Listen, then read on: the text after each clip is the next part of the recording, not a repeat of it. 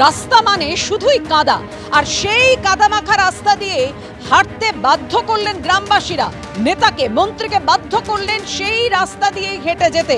কাদামাখা রাস্তা দিয়ে হাঁটতে নারাজ উদয়, হাঁটলেন পাটাতন দিয়ে।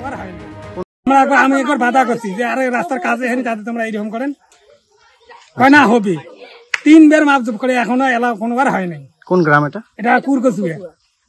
এখন বললাম যে এদিকে চলেন না, ওদিকে যাওয়া লাগবে না। আমাদের রাস্তা নেই, রাস্তার মধ্যে এত দূর গর্ত হয়ে আছে, ওই রাস্তা দিয়ে কে যাওয়া আসা করতে পারে? কেউ যাওয়া আসা করতে পারে? আমাদের কোনো আপদ বিপদ হলে কেউ যাইতে পারি না। মন্ত্রীকে বললেন? মন্ত্রীকে তো বললাম। কি বললেন? মন্ত্রী বললো যে হবে, অনেক কয়বার দেখছি, অনেক কয়বার দেখে গেল, অনেক কয়বার এসে মাপ নিয়ে যাইতেছে।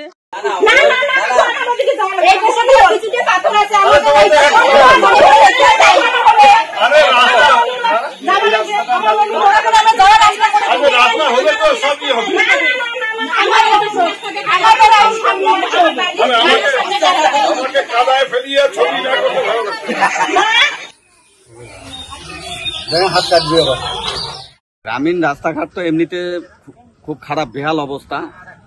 এটা তো মন্ত্রী যথাসাধ্য চেষ্টা করছে তার দপ্তর থেকে। তিনি তো শুধু ওনার বিধানসভায় ডেভেলপমেন্টটা করবেন না, উনি উত্তরবঙ্গের 8টি জেলার প্রান্তে সব জায়গাতেই ওনাকে এই উন্নয়নটা করতে হবে। কিন্তু গ্রামের ভিতরে যে ছোট ছোট রাস্তাগুলো আছে, এই কাজগুলো বর্তমান কেন্দ্রীয় সরকার এনআরজিএস বন্ধ করার কারণে গ্রামীণ যে রাস্তাঘাটের যে পরিস্থিতি, এটা কিন্তু একটা ভয়াবহ দিক।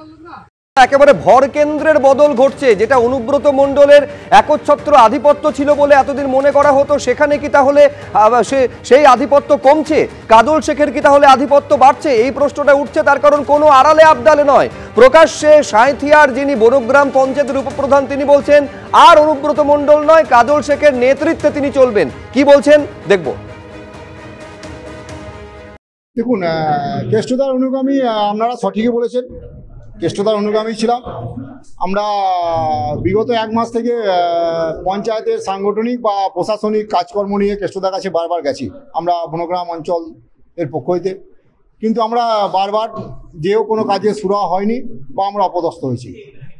তাই আমরা টোটাল পঞ্চায়েত সদস্যা, পঞ্চায়েত সমিতি সদস্যা, প্রতিটা বুথের সভাপতি এবং অ্যাক্টিভ কর্মী মিলে আমরা ঠিক করেছি যে আগামী দিন আমরা কাজলদার নেতৃত্বে বনগ্রাম অঞ্চল তৃণমূল কংগ্রেসের হয়ে লড়বে। আর এবারে কাজল শেখ যিনি বীরভূম জেলা পরিষদের সভাধিপতি, তিনি কি বলছেন দেখুন। আমি একজন দলের কর্মী, আমি কর্মী হিসাবে কাজ করছি, কর্মী হিসেবে কাজ করব।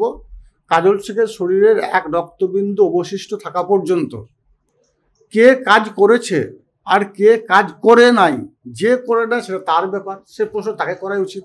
আমি কাজ করছি, মানুষ আমার কাছে আসছে, আমি কাজ করব। মমতা বন্দ্যোপাধ্যায় নির্দেশ দিয়েছে। স্বভাবতই আমাদের সকলের উচিত নিজের অনুগামী তৈরি না করে মমতা বন্দ্যোপাধ্যায়ের অনুগামী হওয়া।